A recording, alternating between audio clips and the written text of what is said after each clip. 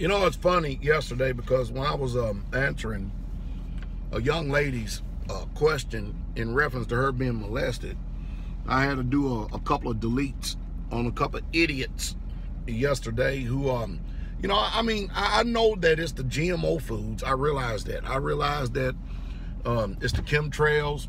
The water's polluted. The land is polluted. It's all hurting. Believe me, I understand and I know that. But man, some way, somehow, many of you have got to do whatever you can to mentally take a hold of yourself and grasp yourself and shake yourself and come to some type of consciousness. Really, truly. But anyway, I thought I'd just go ahead and say that. But hey, Pastor, I've never seen you so choked up, man. You know, you have to have, I'm going to use what these Christians often say, a personal relationship with the Most High in order to get it. I can't explain it to you.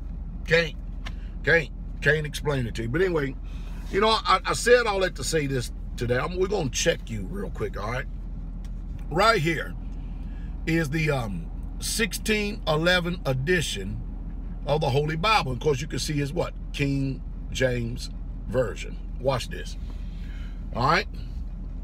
I got a tab right here. When I turn to almost a little past center of this Bible, there's something in there. Can y'all see that? What does it say? Apocrypha. Now, mind you, this is in the 1611 King James Version of the Bible. I want to put a defibrillator on your mind here for a second because the question needed to be asked. And I did this years ago because I've had this book right here. I bet I've had this thing 25 years.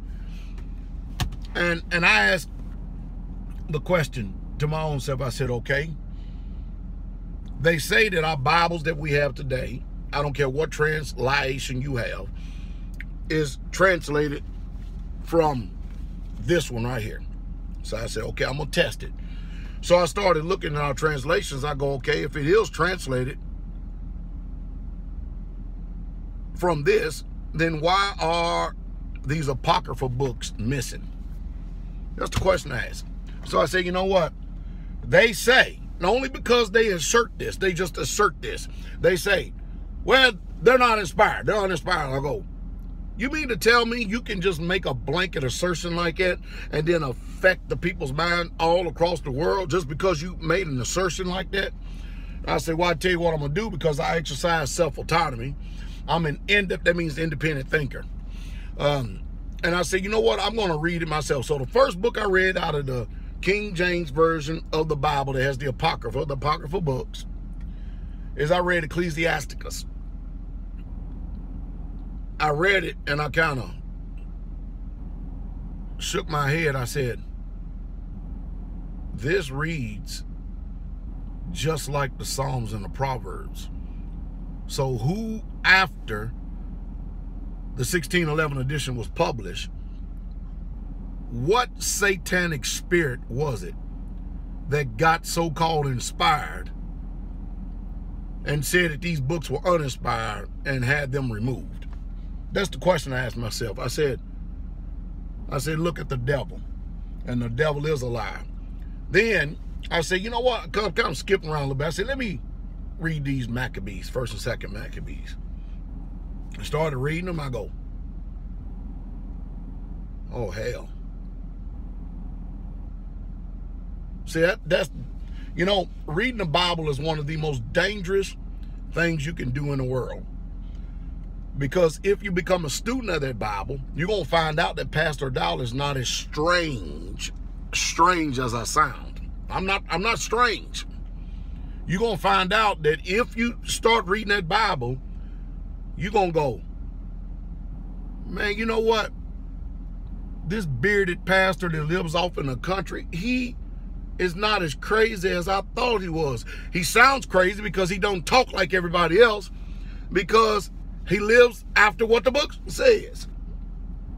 I started reading the Maccabees and I go, you know, this makes sense. Because you think about it, you got Malachi that ends with the Persian captivity. And then all of a sudden, you get over into Matthew, it's speaking about my ancient people, the Israelites, under the Roman captivity. And since I'm a student of biblical history, I asked myself the question. I said, so what happened to the Greeks? Because the Greeks came before the Romans, and they even tried to fuse them together, called them the Greco-Roman Empire. And I said, huh. So when I started reading the books of the Maccabees, I said, man, oh man, oh man. You know what it did? It told me about the history of the Greeks, Alexander the Greek, and how that they treated my people, the Israelites. And these Greeks were totally unmerciful. It also showed me the warrior spirit of our people that fought against these people.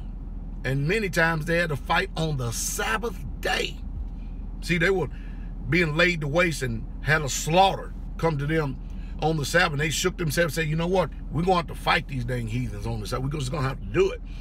And so I started thinking, I said, now I see the reason why that they removed the Apocryphal books, because it bridges the history from Malachi to Matthew, brings in the Greeks, and it lets you know where we're at today.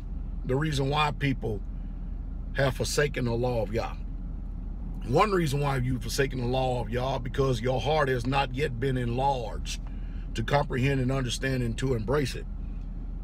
And ever since then, I've been reading it, I've been quoting it, and I've been in directing people to read this book, because you got to ask yourself a question. Listen, it was in the 2nd and 3rd century that this thing ended up getting canonized in the first place by the Europeans, the Eurocentric Catholics. And quite a few centuries went along. You got the Wycliffe, the Tyndale, you got all kind of different versions of the Bible, Geneva, and so forth and so on, all right? Then you get to the 1611 King James Version. It's been consistent having all those books in it up until then. And then after 1600 years later, all of a sudden somebody who had the spirit of Antichrist in them decided that these books wasn't inspired. I'm going to tell you the reason why it wasn't inspired, because it tells you the history of what the Greeks did to my people, the ancient Hebrew Israelites. Not only does it tell you that, it tells you how they responded. It tells you what they believe and how they believe, and it gives you the character of our women. Our women was telling their men, be valiant for the law. Fight for the law. Fight to the death for it. You don't hear that kind of inspiration given today, do you? You hear capitulate, acquiesce, fear-mongering. Whoa! Just do what they say, do what they say, do what they say. A domesticated mindset. They no longer got to beat us with belts and stuff. They got our minds beat down. See the reason why I'm so unpopular? But guess what? I guarantee you, your Christian preacher, by the time I get finished this video, you go talk to him, you're going to get so mesmerized, have them little circles around your eyes and stuff. When he gets finished wooing you with that pagan theology, you're going to leave out and go, okay, I guess, ooh, yes, pastor, ooh, yes, preacher, ooh, yes, headmaster, ooh, yes, ooh, yeah, and when they get finished talking to you, game is over. You ain't gonna believe nothing what that Bible says. Is that the reason why Christians read 1 or 2 verses and then spend an hour talking about stories of life, and that's what they call preaching? I tell you what, you've been dumbed down to an unprecedented level. You'll find out one thing. I got the spirit of truth in me, and these boogers got the lies in them, and that's the truth, and that's the truth straight. Well, you don't believe me? Test my boast. Go read 1st and 2nd Maccabees, and go read the book of Ecclesiasticus and see what I'm saying. You know, our sisters, there's a great woman figure in that Bible called Suzanne. Ain't none of these Jezebels in America is anywhere remotely close to Suzanne. I was talking to my wife last night. I said, you know what? Etiquette is beautiful. Really, it's a discipline. It really is. It's better than people going around acting stark, raving mad, expressing all their mind, because the Bible says a fool utter all his mind. We need to work on etiquette. We really, truly do. And decor. We need to work on that. I hope I said something to stimulate thought. You have a wonderful, magnificent, and beautiful weekend. All right, shalom. Consider what I say. Test what I said, okay? Do it for yourself, not your preacher. You do it.